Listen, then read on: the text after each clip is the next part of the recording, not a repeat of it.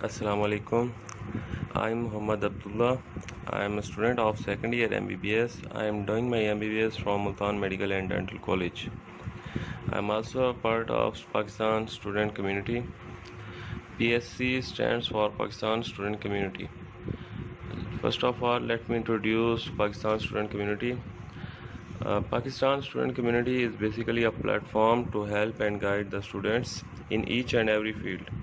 We provide you guidance, admission updates, tips and motivation. We bring the undergraduate students to come and share their experience of MDCAT, ECAT and other entrance tests. PSC बनाने का जो main मकसद है वो ये है कि वो स्टूडेंट्स जो FSC कर चुके हैं और अंडर ग्रेजुएट प्रोग्राम्स में एडमिशन लेना चाह रहे हैं उनको एडमिशन अपडेट्स देना, एडमिशन प्रोसीजर बताना और एडमिशन के रिगार्डिंग कोई भी इंफॉर्मेशन चाहिए, उनकी कैरियर काउंसलिंग करना और उनको मोटिवेशन प्रोवाइड करना, ये सारे मकासद जो हैं ये PSC में शामिल हैं। आज की ये जो डॉक्यूमेंट्री है ये है प्राइवेट मेडिकल कॉलेजेस में एडमिशन के मुतालिक कि कौन कौन सी चीज़ें हैं जो प्राइवेट मेडिकल कॉलेजेस में एडमिशन के लिए हमें जो ज़रूरी चाहिए होती हैं और क्या उसका प्रोसीजर है, वो सारा इंशाल्लाह इस वीडियो में बयान करूँगा मैं और मेरी कोशिश होगी कि ज़्यादा वक्त ना लगे।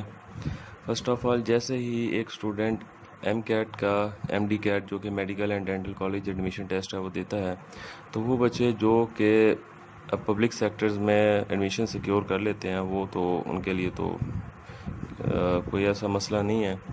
वो स्टूडेंट्स जो फाइनेंशली इतने स्टेबल होते हैं उनके घर वाले के वो प्राइवेट मेडिकल कॉलेज में एडमिशन लेना चाहते हैं, तो उनके लिए ये डॉक्यूमेंट्री है।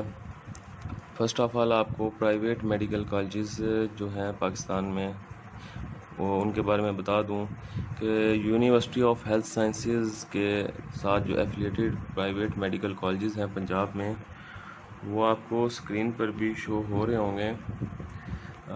तो ये अल्फ़ाबेटिकली शो हो रहे हैं प्राइवेट मेडिकल कॉलेजेस जो कि पंजाब में हैं। इसमें से जो वतीम मेडिकल कॉलेज रावलपिंडी है इसको PMDC ने फ़िलहाल जो है ना इसके एडमिशन जो है ना वो बैन किए हुए हैं क्योंकि कुछ ऐसी रिक्वायरमेंट्स हैं इस कॉलेज की जो कि PMDC के मुताबिक नहीं है, तो इसलिए PMDC ने इसके जो एडमिशन है उनको फ़िलहाल जो है ना वो बैन किया हुआ है। तो ये अल्फ़ाबेटिकली मेडिकल कॉलेजेस आपके सामने हैं, तो इनमें आप एडमिशन मतलब ले सकते हैं। प्राइवेट मेडिकल कॉलेजेस में एडमिशन लेने की दो कैटेगरीज होती हैं बेसिकली जो मेन होती हैं। एक होती है एरिया वाइज।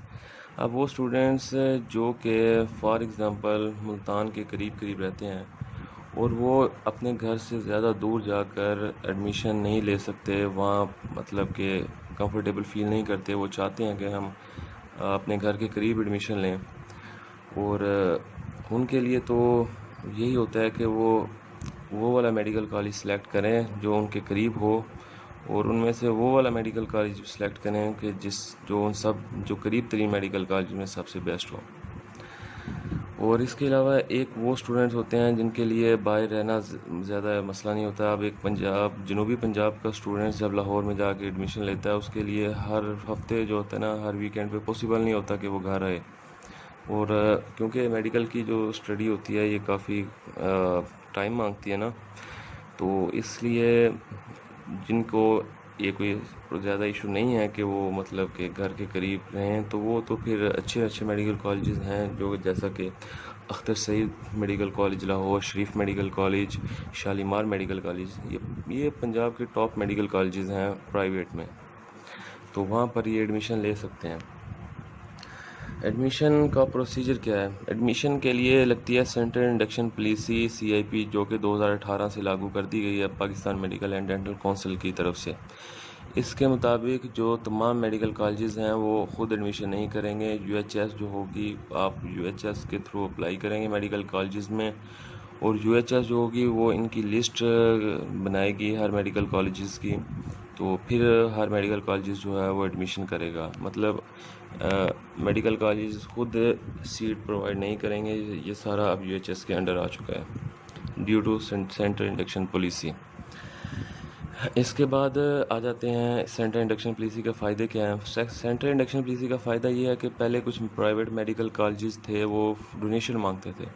एक वो स्टूडेंट जिसका मेरिट 60% भी है वो भी एडमिशन ले लेता था, क्योंकि उससे वो फाइनेंशियली इतना स्टेबल होता था कि वो कॉलेज को 20-25-30 लाख डोनेशन दे देता था फर्स्ट ईयर में, तो कॉलेज वाले वो एडमिशन दे देते थे। लेकिन इससे क्या होता था, वो स्टूडेंट्स जो इतने फाइनेंशियली स्टेबल नहीं है कि वो डोनेशन दे सकें, और जो कि जायज़ भी नहीं है कि ज़बरदस्ती डोनेशन लिया जाए कॉलेज वालों की तरफ से, तो उनकी हक तलफी होती थी। लेकिन अब सेंट्रल इंडक्शन पॉलिसी से क्या है कि एडमिशन भी यूएचएस करेगी, और जो कॉलेजेस की फ़ीस है वो भी एडमिशन रेगुलेशन पॉलिसी 2018 जो पीएमडीसी ने मुरतब की है उसके मुताबिक हर कॉलेज की फ़ीस तकरीबन सेम है। अब हम आ जाते हैं फ़ीस स्ट्रक्चर की तरफ। तो ये जो है ये आपके सामने अब आ रही होगी, क्या कहते हैं, एडमिशन रेगुलेशन 2018 बाय पीएमडीसी। तो इसके मुताबिक जो एनुअल ट्यूशन फ़ी है हर कॉलेज की वो 9.5 लाख से ज़्यादा नहीं होनी चाहिए। ये होगी एनुअल ट्यूशन फ़ी। इसके अलावा वन टाइम एडमिशन फ़ीस, जैसे ही आप मेडिकल कॉलेज में एडमिशन लेते हैं फर्स्ट ईयर में, तो आपको एक एडमिशन फ़ीस देनी पड़ती है, वो होती है 50,000। तो वो आपको अब जो है ना वो मतलब एक बार सिर्फ देनी पड़ेगी। बाकी जो 9.5 लाख फ़ीस है वो ट्यूशन फ़ीस है। इसके अलावा प्रॉस्पेक्टस फ़ीस है जो वो है 3000, वो कई कॉलेजेस लेते हैं कि नहीं भी लेते, जो प्रॉस्पेक्टस बनाते हैं वो ले लेते हैं। और इसके अलावा जो फ़ीस है में जो है मेन वो ये है कि इनकम टैक्स 2020 के बजट से पहले जो स्टूडेंट्स थे वो इस फीस पे तकरीबन 5% जो है वो इनकम टैक्स भी मतलब उन्हें प्रोवाइड करना पड़ता था, जो कि 50,000 के करीब था। लेकिन 2020 के बजट के मुताबिक जो हुकूमत पाकिस्तान ने पेश किया है वो पेरेंट्स जो कि इनकम टैक्स प्रोवाइड कर रहे हैं, जो कि फाइलर हैं, टैक्स फाइलर हैं, एक्टिव फाइलर हैं, उनको अपने स्टूडेंट्स की बच्चों की जो फ़ीस है उस पर ये टैक्स नहीं देना पड़ेगा। तो इस साल से जो वो 50,000 है वो इस फ़ीस में शुमार नहीं होगा। इसके बाद आ जाते हैं हम हॉस्टल की फ़ीस। कुछ मेडिकल कॉलेजेस होते हैं जिनका अपना हॉस्टल होता है, तो वो जो उनकी फ़ीस के जो चार्जेस होते हैं ना वो तकरीबन 1.5 से 2-2.5 लाख के करीब होते हैं पर ईयर, लेकिन उसमें भी मेस वगैरह शामिल नहीं होता। तो इसलिए अगर कोई स्टूडेंट खुद बाहर किसी प्राइवेट हॉस्टल में रह ले तो उसके वो अखराजात काफ़ी कम हो सकते हैं। अब आ जाते हैं मेडिकल कॉलेजेस में एडमिशन के लिए जो रिक्वायरमेंट्स हैं। आपने अप्लाई तो करना है सेंट्रल इंडक्शन पॉलिसी के थ्रू यूएचएस में। यूएचएस जो होगी वो आपको मेरिट वाइज आपके क्या कहते हैं हर मेडिकल कॉलेज की सिलेक्शन लिस्ट में आएगी स्टूडेंट्स की। फिर वो मेडिकल कॉलेज जो होंगे वो फिर स्टूडेंट्स का एडमिशन करेंगे। तो इसमें पहले तो स्टूडेंट्स को ये अलाउ था कि वो 3 से ज़्यादा कॉलेजेस भी सिलेक्ट कर सकते थे, जिन्हें हम कहते हैं कि प्रायोरिटी उनकी कौन से मेडिकल कॉलेजेस हैं प्रायोरिटी बेस। लेकिन 2019 टू 2020 में जो एडमिशन हो रहे हैं थे उनमें सिर्फ 3 मेडिकल कॉलेजेस सिलेक्ट करने का ऑप्शन था स्टूडेंट्स के पास, तो उन्होंने वो सिर्फ 3 मेडिकल कॉलेजेस को सिलेक्ट करना है।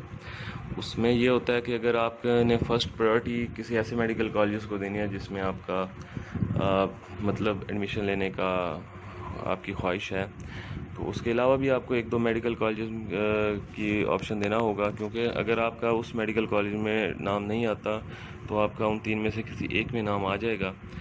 तो फिर जैसे ही अपग्रेडेशन होगी तो कुछ स्टूडेंट्स ऐसे होंगे जो किसी और मेडिकल कॉलेज में आना चाहेंगे। तो इस तरह प्रायोरिटी बेस आपकी अपग्रेडेशन होती रहती है, क्योंकि तकरीबन 8 मेरिट लिस्टें लगती हैं। तो फिर उसके मुताबिक आप अपना एडमिशन जो होता है वो उस कॉलेज में सिक्योर कर लेते हैं। अब मेरिट की बात कर लेते हैं। 2019 टू 2020 में जो एडमिशन हुए हैं उसमें जो मेरिट था वो नियर अबाउट 77% था, और ये तकरीबन 8 सिलेक्शन लिस्ट की बात है, और आई थिंक ये नियाज़ी मेडिकल कॉलेज है तो उसका ये मेरिट है। लेकिन अगर हम कहें कि सेफ़ लाइन वो स्टूडेंट्स जो कि मतलब सेफ़ जोन में है वो है 80।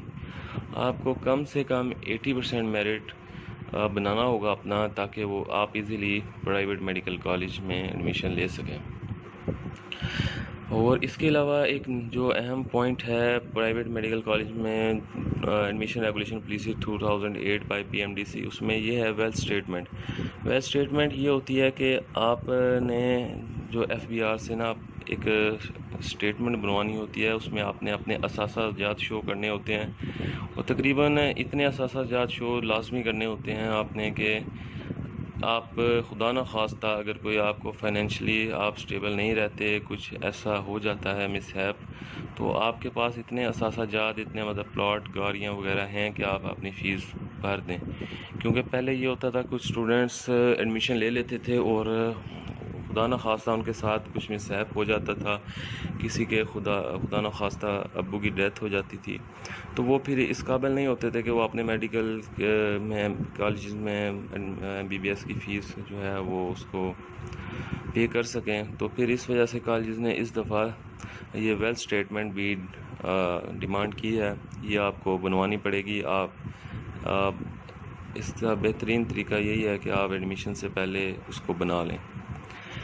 आपने UHS में सेंटर इंडक्शन पॉलिसी के थ्रू अप्लाई करना है। अप्लाई करने के बाद UHS जो है वो ख़ुद ही लिस्ट मुरतब करेगी और लिस्ट जो है वो सिलेक्शन लिस्ट जो भी होती है, मेरिट लिस्ट होती है, वो डिस्प्ले कर दी जाती है UHS की वेबसाइट पे। तो उधर आप उसको देख सकते हैं और फिर जैसे ही आपका मेडिकल कॉलेज में नाम आता है, आप उस मेडिकल कॉलेज में जाके वो फ़ीस स्ट्रक्चर जो आपको पहले बता दी गई है वो आप फ़ीस पे करेंगे और आप एडमिशन सिक्योर कर लेंगे। ये कुछ बेसिक पॉइंट्स थे प्राइवेट मेडिकल कॉलेजेस में एडमिशन के लिए, जो कुछ रिक्वायरमेंट्स थी वो आपको बता दी गई हैं। जैसे ही एडमिशन ओपन होंगे प्राइवेट मेडिकल कॉलेजेस में, तो आपको एडमिशन के रिगार्डिंग जो भी मटेरियल प्रोवाइड करना होगा वो आपको पाकिस्तान स्टूडेंट कम्युनिटी के ऑफिशियल पेज पे, जो कि फ़ेसबुक पे है, वहाँ पर आपको ये मिल जाएगा। और साथ ही साथ एडमिशन अपडेट्स वगैरह आपको प्रोवाइड कर दी जाएंगी उधर उस पेज पर। आप उस पेज को लाइक करें और फॉलो करें। और किसी भी किस्म की कोई आपको क्यूरी है तो आप नीचे कमेंट्स में आप पूछ सकते हैं। तो इंशाल्लाह we will try to reply as soon as possible.